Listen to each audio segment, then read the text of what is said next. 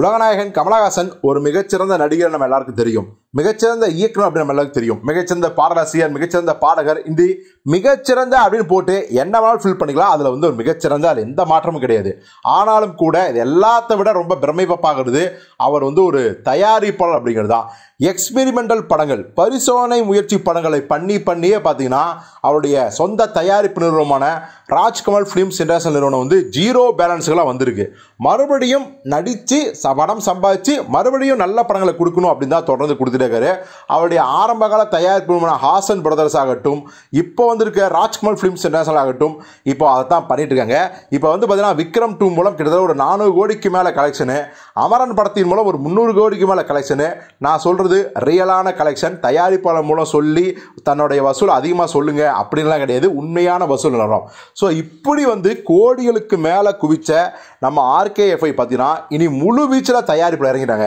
ஏற்கனவே பார்த்தீங்கன்னா நம்ம சத்யராஜ், மாதவன், அர்ஜுன், அப்புறம் நம்ம லேட்டஸ்டாக சியான், விக்ரம், இப்போ சிவகார்த்தியன்னு மற்ற ஹீரோக்களை வச்சு அவங்க படம் தயாரித்து தான் இருக்காங்க. அதில் பயங்கர தீவிரமாகவும் இப்போ இறங்கிட்டாங்க. இப்போ ஒரு மிக மிக முக்கியமான ஒரு ஹீரோவை வச்சு படமெல்லாம் முடிவு பண்ணிட்டாங்க. அவர் யார் அப்படின்னா நம்ம உலகநாயகன் கமலஹாசனோட ஒரு வெறியர்னு சொல்லலாம், வெறித்தனமான ரசிகர்னு சொல்லலாம். அவர் வேற யாரும் இல்லை, நம்ம நடிப்பின் நாயகன் சூர்யா தான்.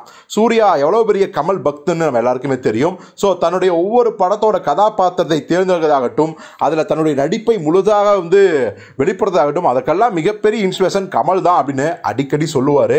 ஸோ அப்படிப்பட்ட அன்பின் காரணமாக தான் கமலோட விக்ரம் 2 ரோலக்ஸுங்கிற கேரக்டரில் நடிச்சிருந்தார் நம்ம சூர்யா அவர்கள்.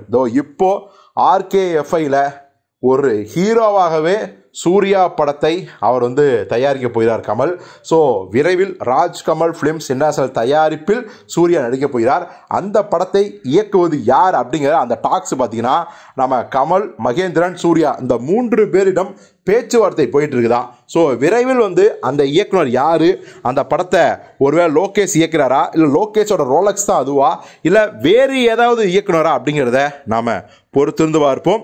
ஸோ சூர்யா என்ன கதையை கேட்டு ஓகே பண்ண போகிறார், எந்த இயக்குனரை டிக்கெட் அடிக்க போகிறார் அப்படிங்கிறதையும் நாம் பொறுத்திருந்து பார்ப்போம்.